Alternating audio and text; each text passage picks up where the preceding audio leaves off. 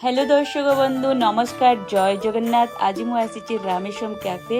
यह बेंगलोर सबुठ popular South Indian cafe मान मध्य गोटे आउ अल्प वर्ष भितर ये बहुत बड़ा सक्सेस हासिल कर बहुत थर शुणी एठार सब क्राउडेड थाए। आज आसिक मुझे से देखिदेली कैफे भितर आ बाहर लोकंर भिड़ थिला किंतु एटमोस्फियर तो बहुत एनर्जेटिक लगुला।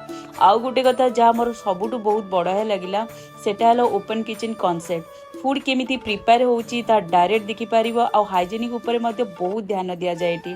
आ खाइबा को आसिले सीट पई टेंशन ही न थाए।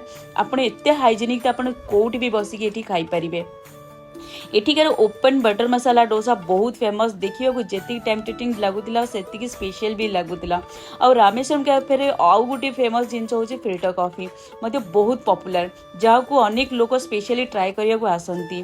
सो मोर ओडिशावासी मानक गोटे छोट रिकमेंडेशन जदि आप बेंगलोर विजिट कर रामेश्वरम कैफे को निश्चय आपण बकेट लिस्ट ऐड करंतु। जय जगन्नाथ।